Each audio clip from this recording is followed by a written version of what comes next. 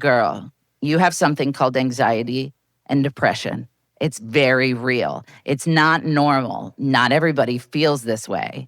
You need to reach out for help and you need to accept the help. You need to figure out why your brain is working the way that it is working because it doesn't have to be that way. There are solutions.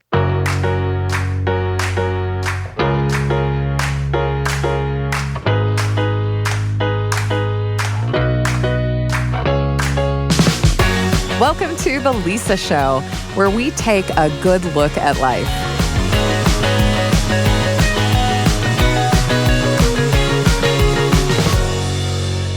Hey, it's Lisa. Many years ago, someone I know and love, a lifelong friend of mine, was telling me a story about going through a really hard time. And all of a sudden, I had a realization. The story she was telling me was in the past. It had happened. It was over. But I had known her the whole time, and we had been friends back then, before, during, and after this difficult time for her. In hindsight, I had completely failed her as a friend. I hadn't checked on her. I hadn't asked the questions that would have brought it up. I didn't do what I now consider to be the bare minimum of friendship. And that isn't why she was telling me the story. There was no manipulation, no making me feel bad. Obviously, she had still chosen to be friends with me even though I did that. It was just matter of fact. But I can literally remember where I was when I realized that I had been a background character in this painful chapter of her life. And honestly, I'm so grateful that she was honest with me. It was a gift. I never would have known that I had done that to her. And now I had the chance to apologize and at least say that she had deserved better from the people who loved her. I needed that grace. And it got me thinking about the way we talk about pain. I can think of some things I didn't volunteer when someone did check on me in my life. Stuff where I probably would have talked about it if they had asked a specific question, but because they didn't, I didn't. I used to think that pain was what made me feel isolated. In hindsight, I think silence about my pain was even more isolating. But talking about hard things while you're going through them is hard. It's vulnerable. If I had to guess, most of us would rather talk about difficult experiences once they're over. Once we've learned something and we're better for it, and we can tie up the story with a neat little ribbon. Being honest and authentic about what it's like to struggle in real time is, in my opinion, one of the bravest things a person can do. And it's a noble thing to do. Because haven't you ever heard a story that made you feel less alone?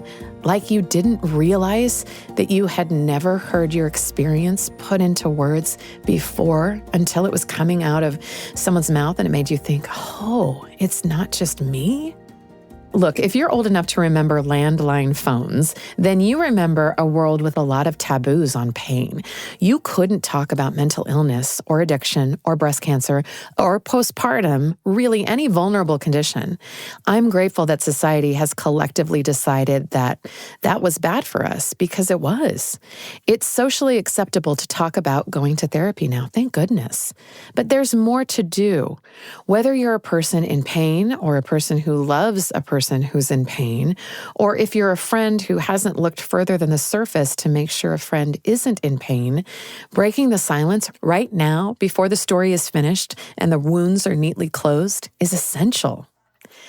And if you don't believe me yet, you will when you hear this story about anxiety. I do want to tell you that it includes some heavy themes like drugs and suicide. If that's sensitive for you, I want you to know that before we get too far. Today's guest is my new friend, Tiffany Jenkins, an author, a hilarious podcaster, and a kindred spirit who makes funny videos and posts them on the internet. That's where a lot of people recognize her from, and that's where I saw her first. But on top of that, Tiffany is also one of the most candid people I've ever met. She's been through a lot. She's still going through a lot, and she'll be the first to tell you that. When you hear what life with anxiety looks like in her own words, you'll see what I mean. She does not sugarcoat things. And because of that, I want you to hear this tiny, beautiful thing that she said that I almost didn't record because it was right before we were about to hang up the call. I hope that everybody realizes that a life after addiction is possible. A really beautiful life with mental illness is also possible if you reach out for help and become willing to accept the help. All of that darkness that happened in my life wasn't in vain. It wasn't for nothing. All of the darkness that happened in my life wasn't in vain. I want you to remember that. This is Tiffany's story. It's such a long, twisty story, but the cliff notes are after hiding my IV drug use from my sheriff's deputy boyfriend for multiple years, I ended up being arrested for some of the crimes I'd committed throughout the course of our relationship, like stealing things and pawning them. Some things that I stole and sold were actually guns, which is so bad. But at the time, I was deep in my addiction, and it didn't matter then to me. I was arrested and charged with 20 felonies, and my whole entire world fell apart. All of the friends that I had been friends with from the sheriff's department, I'd been to their weddings and their baby showers. They were all looking at me now like I was a criminal being interrogated in their office, which I was. So after 10 years of drug addiction, I detoxed from drugs for the final time in suicide watch in jail because I had tried to end my life because it was just too heavy. I felt like I was broken and I wasn't meant to live without drugs. And honestly, I didn't have the energy to try. I didn't have the desire to try. I thought I was just broken and it seemed like I had no other choice. And they saved me and brought me down to suicide watch and took my clothes and my glasses. And that's where I detoxed for about 5 days. And it was horrific. It was the lowest point of my life. I felt less than an animal. It was so low. And I still was kind of reluctantly going through the motions until my father came to visit me on Christmas Day in jail. And that was the turning point for me. Wow. Yeah, That like seeing your dad on Christmas Day. It was so crazy. I had been there for months already. I was super depressed on Christmas when I woke up. It's so weird. All I could think about was my childhood and me and my sister and the colors and the presents and my parents and their joy and the innocence before all of the darkness. That's all I could think of that morning until my father came. And it was so neat to see his face on the screen in this dark place. To have a piece of home was so cool. And he told me that he had 60 days sober himself, which was incredible to me because we had never been sober around each other. And then he told me he had cancer also, and that's why. And so he said, I am your dad. I will always love you no matter what. There's nothing that you could ever do that would change the way I feel about you. I know that you're in there somewhere, and I'm willing to hold your hand through all of it. Get your stuff together and get out of jail so we could do this recovery thing together as a family. For the first time, I was like, man, okay, so there is somebody in the world who still cares about me. I truly didn't think anybody would because I had burned every bridge. I had lied. I had stolen. I had nobody to call. Nobody visited. Nobody wrote. And so to have someone say, hey, your life is worth something, even if you can't see it right now, it fueled me to start. I started writing letters to the judge that day because I wanted to spend that time with my dad. And I knew it was kind of like on a time limit because he had cancer now. And so it's like, I have to be close to this man and I have to do this. And so that really inspired me. I started writing letters to the judge. They gave me a couple of crazy offers at first. The first offer was 15 years in prison. And I was like, skirt, I will pass. Thank you so much for the offer, but no way. And then another offer was more jail time and then rehab, live in rehab, and 3 years of probation. And I chose that one that included the rehab because I knew that keeping me locked away from the drugs was a good temporary fix. But as soon as they released the gates, I was going to have a lot more drug contacts in the area. I was going to have a lot more knowledge about how things work. And the problem was going to go with me because it was my brain. And I knew I had to fix it. Okay. I mean, that's just, thank you for sharing that. What was that recovery process like for you? It was amazing. I wanted it. I wanted it so bad. I had been to rehab in 2009 after my mom died and from cancer, by the way, so rude. Gosh, but sorry. It's wow. Okay. But I knew that I wanted to be there for my dad this time because I wasn't able to be there for my mom. My addiction was just ramping up at that point and I was very selfish. But I wanted it, so I dove in head first. I absorbed all of the information like a sponge. I knew the time was going to pass anyway, so I might as well get the most out of it that I could. And it was life-changing. I got addicted to living, and it was amazing. Tiffany successfully worked her recovery, but life was just ramping up, and it came at her fast. I ended up graduating the rehab program, moving directly into a halfway house because I knew I was ready for freedom, but I still needed accountability. And almost immediately after I moved into the halfway house, I got pregnant from a guy living in another halfway house. So what did you do? Cried, Yeah. panicked. Yeah. I would have done a lot of really good panicking then. Yeah. Drugs were not an option, nor was drinking. So that obviously, so I just had to feel everything. And I rode my roommate's bicycle over to his halfway house to tell him the news. And it was just really crazy. And so long story short, we ended up getting married 3 months later while still living in the halfway houses. We ultimately ended up getting jobs and saving up money, and we got our first apartment. And then just as I started acclimating to motherhood, I found out I was pregnant again when he was 6 months old. In 2 short years, Tiffany went from living in halfway houses to being a married mother of 2 under 2, and the toll on her mental health was immense. After the birth of her daughter, she began to sink into a profound depression. It was really, really bad. The only way that I survived any of this, all of the stages and all of the seasons, was 100% because of my friends in recovery. Really? It's always been hard for me to ask and accept help. So I didn't want to ask for help during this period of time because I didn't want my husband to regret having children with me. When I looked at my friends and all their new babies, because we were all having kids all around the same time, they all seemed so happy and jovial, and they would post, look at my baby, and I would look at my baby and be like, ugh, I've made a mistake, and I couldn't tell people that. So one day I called my OBGYN, and they had me come in immediately, right then and there. I was like, what's the return policy on these kids? I'm done. I can't do it. And they're like, get in here. And they talked to me about postpartum depression. My friends in recovery showed me what a real friend was. I thought I knew. But people in recovery who have been to hell and found their way out are so willing to drop everything and show up for you, unlike anything I've ever witnessed. So I would tell my friends, my house is a disaster. I can't get out of bed. I don't want to do this anymore. And my 2 friends in particular, Sierra and Haley, were like, give us 10 minutes. They showed up with energy drinks and cleaning supplies. And one of them held the baby while the other one cleaned. Then they switched. And then I joined in and helped clean. And it was just having someone there to be like, you're not alone. And you don't have to do it all alone. That changed me. Having people say, I'm coming to pick you up. We're going to a meeting, whether you like it or not, changed me. It was all of these incredible acts of kindness and selflessness that I really leaned into during the early stages of my parenting.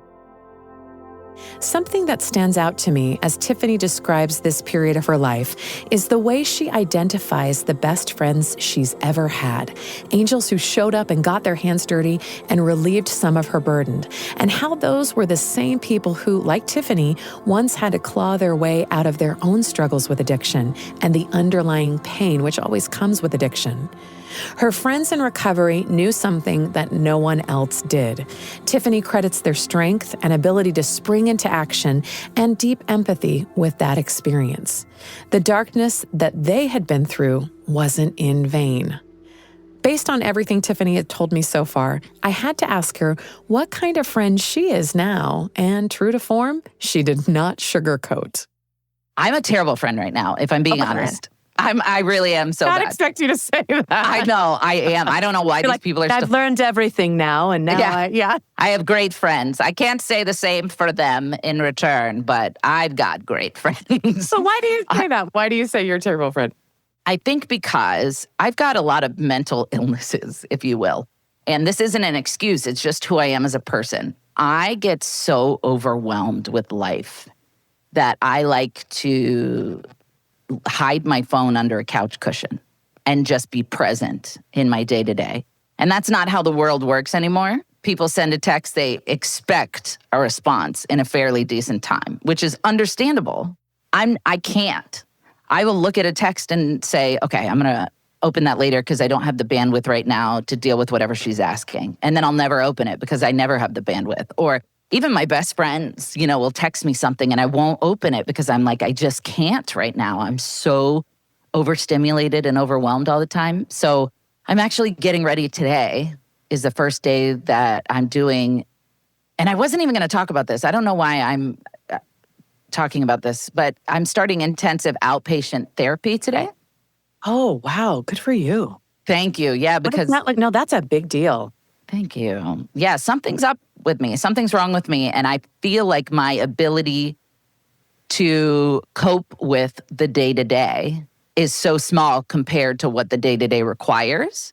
So I need to learn some tools to help function and not panic and not ruminate and not obsess and catastrophize. And so I have the reputation in my friend group of being the one who never texts back or the one who joins in on the group text once a week to be like, yeah, sounds good, let's rally. And they're like, you don't even know what's going on, Tiffany. You just got here. What are you doing? But those friends know that about you and still love that about you. So that does say something about us not all having to be the same thing. Yeah. That idea of being present is just like, I would much rather have a friend who's put their phone down and is present when I'm with them than is texting me all the time. Yeah.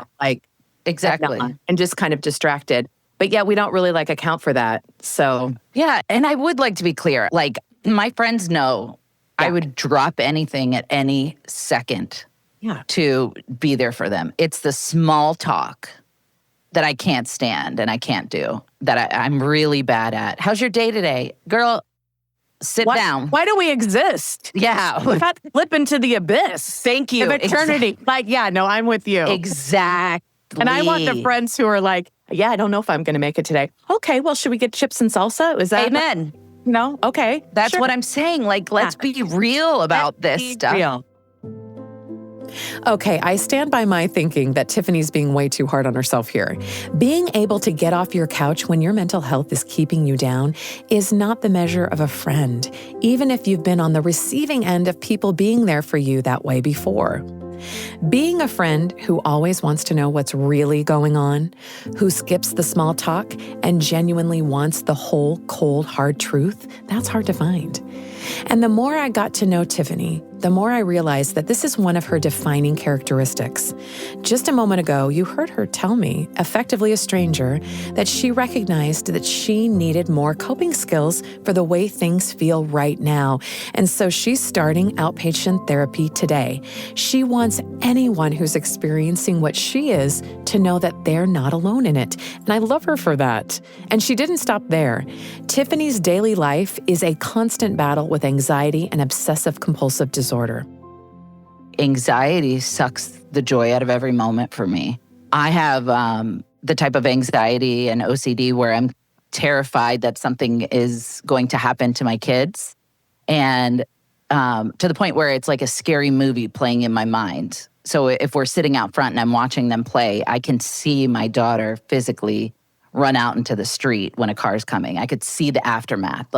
And before I know it, I'm clenched up and I'm crying, grieving the loss of my kid who's kicking a ball 10 feet away. And so I had to do exposure therapy to get over that.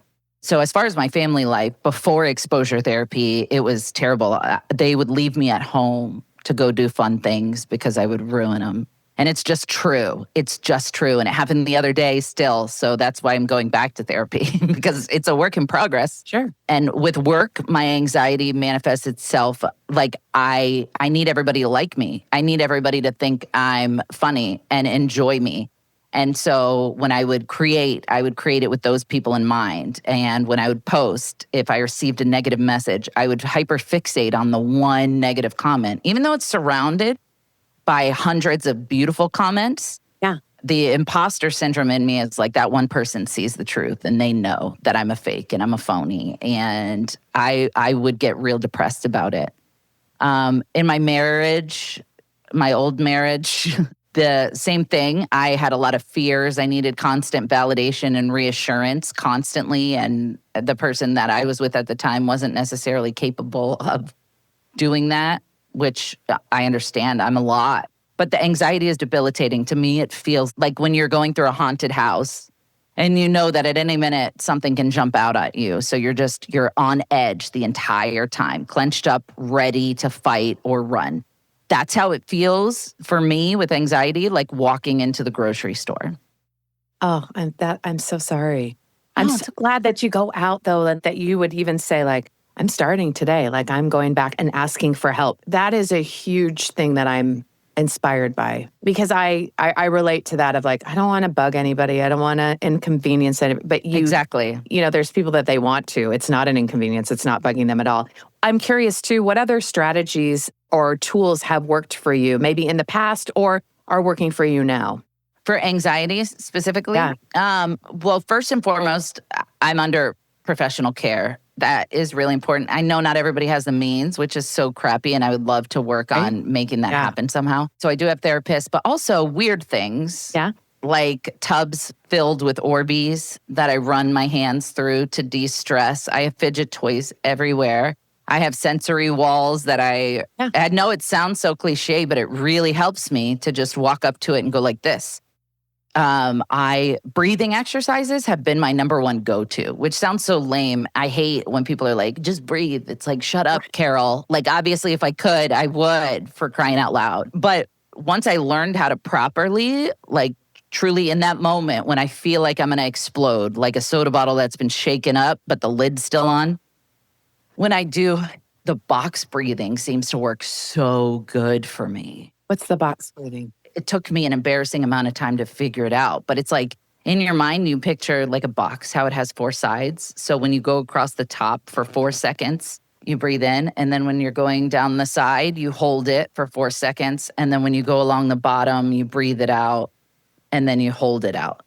And then you take a deep breath as you go across the top, hold it. So the sides you're holding and the top you're like releasing, but you picture this box in your mind. I don't even know if that's the right way to do it, but that's how I do it. And it works perfectly every time. And grounding really works for me. But somebody else has to be there to help me do it. My boyfriend specifically. Oh, nice. That's so funny. I experienced a time of extreme anxiety, and it was a surprise to me. I didn't know what to do. And it was the same thing. A doctor told me, you've got to start doing breath work. Mm-hmm. I don't like the word work. Like, don't put the word work in. And I was like, work on breathing. And then like yoga, and you got to like calm down and stop doing like high intensity exercise, which is how I like got things out. Mm-hmm. And it was like, stop that and stretch and breathe. And I was like, ew, I cannot roll my eyes hard enough. And that's what worked. Exactly. It's not what you want to hear though. Like I want them to be like, here's how you fix it. You just you nap as much as you can. Yes. Get some ice cream. Yeah. Some warm French fries with melted cheese. Yeah, please. Will fill the crevices of your soul and you'll be fine. Shove it in my gullet. Yes, that is what I want them to say. But it's always exercise and eat right. And I'm like, it can't be. That can't be the answer. It has to be something easy. Give me a pill. It's so true, though. Yeah. Yeah. And it's interesting how you have to sort of change strategies sometimes, too, for your life, but what's going on in your life. And I think something that's also helped me is knowing myself so well, knowing when I get anxious. So I say to people like, hey, I'm feeling super anxious. I'm just going to go sit for a minute apart from everybody and just letting them know. Instead of like staying there and feeling like I'm going to explode, I just take a break. But then with that comes a lot of guilt and shame. Really? And that's why I think I'm going back to get help, because it's like, for example, we went to a theme park the other day, and the theme park, they paid me to be there to talk about the theme park. And I wasn't even in the entrance of the theme park for 4 minutes. And I left my kids with my boyfriend and ran away crying all the way out of the theme park. And I was just in my head, I'm like, my kids would be so much better with a different mom who was fun. Like I've ruined it again. And I was sitting there crying, thinking, it's not that I want to end my life. I couldn't. I don't have a plan. I don't want to make a plan. But sometimes the idea of not participating is so tempting to me, which is another reason I reached out for help. Because I was like, I know these thoughts aren't normal. Because so much of the anxiety that I experience generally is a fear of dying. I'm so petrified of dying and leaving my kids. And so now that I feel like, well, they don't want to be so bad, that's why I'm like, okay, I got to find my joy again. Finding joy again takes guts, full stop. That's the kind of hope that doesn't come easy or automatically. It's a choice to rely on something which is true overall, even if it doesn't feel true in the moment. The fact that things get better and that there's always a way to find joy again, even in dark moments. But for Tiffany, finding joy meant stepping out of her comfort zone. She told me about her experience being part of a documentary called Anxiety Club, where she and several other comedians confronted their worst fears in order to overcome them. Oh my gosh, it was the most traumatizing experience of my life. But in the best way. Good. In the best way. So I did exposure therapy on camera, and it's very intense. You have to do all these worry scripts, and you have to basically expose yourself to your greatest fear over and over and over and over again 100 times a day until it no longer affects you. And my fears are so obscure and strange and random that doing some of them felt so ridiculous. And like, I don't know if anybody here is planning on seeing the film. I don't want to give any of it away, but one of my OCD anxiety things is disgust. And so I don't like drinking after people. I don't like sharing forks. I get easily grossed out about DNA stuff. Okay. And so I had to do this thing where like I licked my hand and my husband ate crackers and then licked his hand and we high-fived and I got physically ill into a bag. Like I would go from that to having to take my kids to a trampoline park and watch them without chiming in, without saying, be careful, don't do that, da-da-da. So just like these exposures. And it was on film throughout the thing and it was very intense. But when it was over, the therapy fixed my issues, the majority of them. It worked is what I mean. And so now, like, I can go places with my children, apart from this last theme park. That was a little regression. But, like, I take my kids to the beach. I take them to fun places. I take them to restaurants alone. I take them to the store with me. Like, I wouldn't take them to Walmart. I wouldn't take them to the grocery store because I was afraid of my ability to cope with the fear. Wow. Yeah. So doing this film, it was, I joke and say the most traumatizing thing because it truly was, and you can see it in the film, like I'm crying, it's wild. But it was the best decision I ever made as far as my kids are concerned. Oh, I'm so glad. How do you feel knowing it's out there and that it has the ability to help other people? I'm excited because I hope that people will realize that they're not alone and that by putting my wackiness out there, they'll see like, oh, this one thing that I've been struggling with forever that I felt so weird about is actually normal. Like that's my goal. That's why I wanted to do it. And that's been the feedback. Like we've done festivals and stuff for the film and people are just like so grateful. They're like, you were amazing. And I'm like, I was in a fetal position crying. Carl, what? Tiffany's willingness to let others into her story while it's ongoing in real time has turned it into a resource demonstrating that there is help and there is hope to people whose experience is rarely represented on screen or in real-life conversations. In the meantime, Tiffany measures her own progress in the little things. It fluctuates because sometimes I'll get myself a smoothie and take a selfie and be like, hashtag self-improvement, better than I was yesterday. And then some days I will do like 2 types of therapy and be like, I'm still a piece of garbage. So I think self-improvement, really the best way to keep track of it is to just try to do better than you were when you weren't feeling well. That's what I do. It sounds really dumb, but like, as long as I'm doing better than I was the day that I couldn't get out of bed, as long as I'm doing better than I was yesterday when I couldn't bring myself to do the dishes because there was just too many, I'll do the dishes today. And that's an improvement for me. Just stepping out of my comfort zone and doing things I don't want to do always makes me feel better. I'll be laying on my couch and my kids will be giggling in the other room. And I'll think to myself, like back to the time when I tried to end my life in jail. And I'll think, I almost missed all of this. Like if my plan would have gone through, this wouldn't have existed.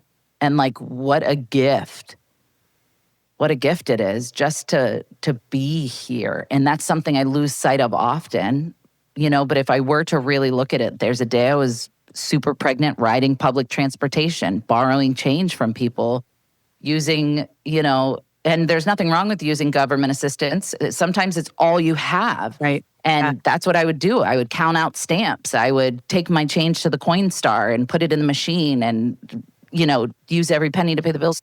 And so I always, when I start to get cranky and moody, like, life is so hard. I can't believe Starbucks isn't going to deliver today.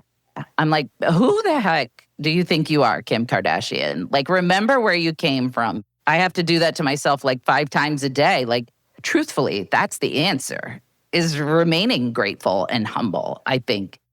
I think that's what's worked for me all this time because I haven't adopted this lifestyle at all yet. Like I said before we got on here, I was in the yard pulling weeds because I got a letter from my HOA because my weeds are so long. And I had to borrow a pruner from my neighbor because I don't even own one. Right. I don't even know what I'm doing in life, but I'm trying and I'm being honest about where I'm at when I'm there. And I think that that's the best you could do.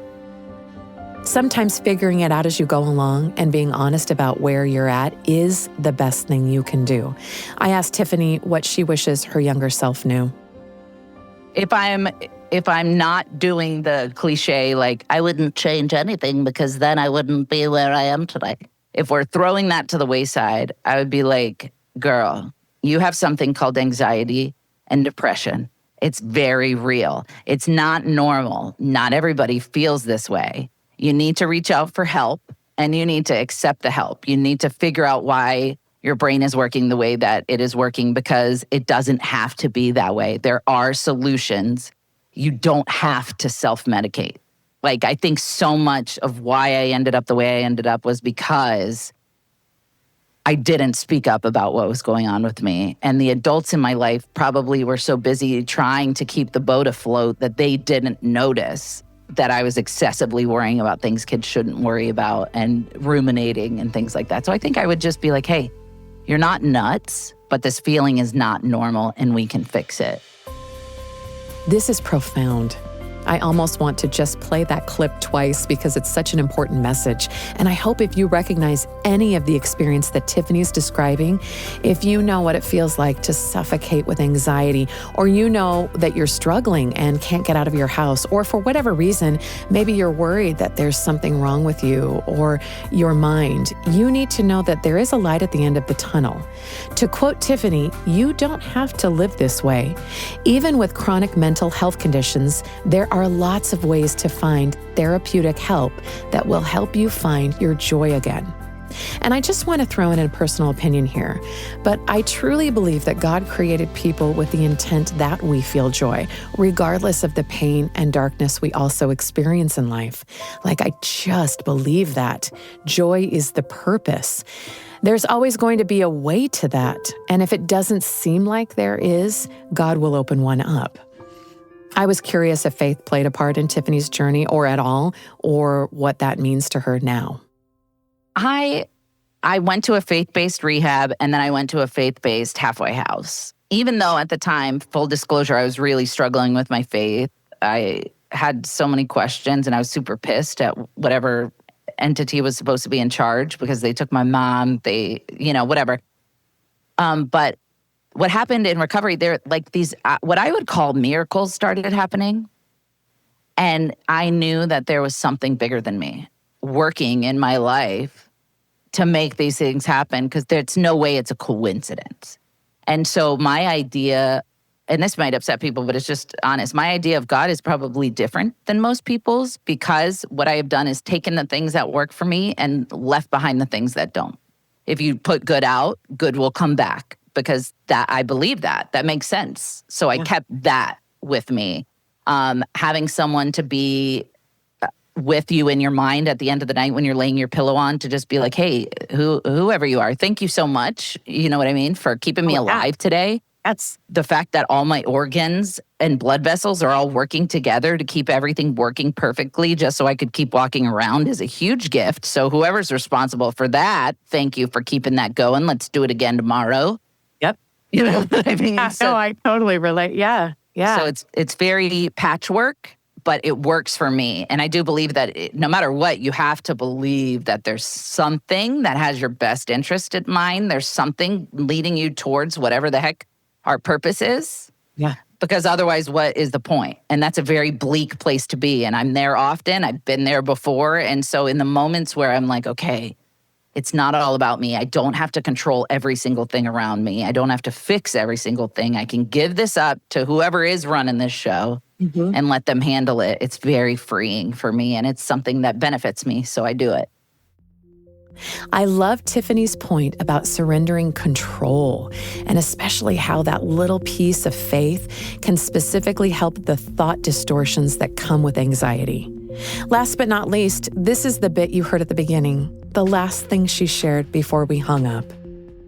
I hope that everybody realizes that a life after addiction is possible. A really beautiful life with mental illness is also possible if you reach out for help and become willing to accept the help.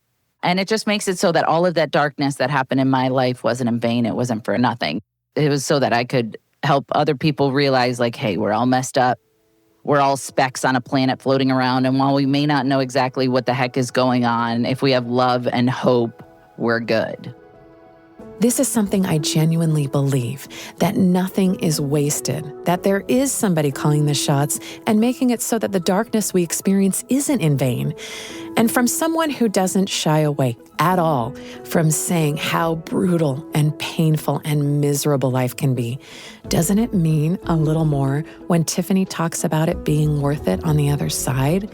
No sugarcoating here. There is help. You can find joy again, and it is worth it. I have so much respect for the authenticity and courage that it takes to honestly confront your fears. And on top of that, tell the story while you're in the middle of it.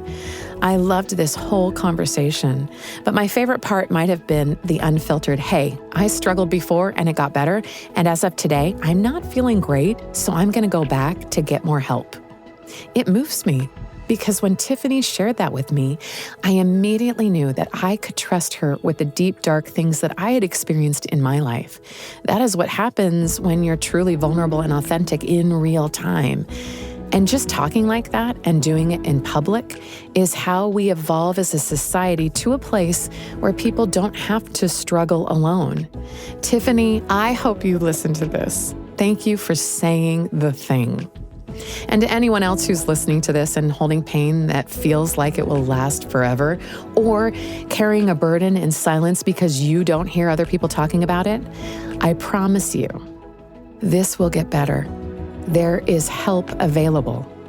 You will find your joy again. You can say the thing. The Lisa Show is a production of BYU Radio, hosted by Lisa Valentine Clark. This episode was produced by Becca Hurley-Lung with help from Erica Price, Blake Morse, and Kenny Mears, with post-production by Gracie Davis. A special thanks to today's guest, Tiffany Jenkins. A link to her website and Instagram will be in the show notes. Don't miss out on two other great podcasts from the Lisa Show family, The Council of Moms and Proofread, a new book review podcast to help you read more of what you love. You can find The Council of Moms and Proofread on YouTube or wherever you get your podcasts. Thanks for your messages. We read them all, and thanks for listening. I've got another podcast to recommend to you from the BYU Radio family of podcasts. It's called The Appleseed, and it's a show filled with stories for you and your family. Each episode features master storytellers sharing all kinds of stories, folk tales, fairy tales, personal and family tales. It's perfect for road trips, bedtime, or really any time that you're looking for something that the whole family can enjoy together. And the stories you'll hear, no doubt, will get your family sharing their own stories with each other. Listen to The Appleseed wherever you get your podcasts.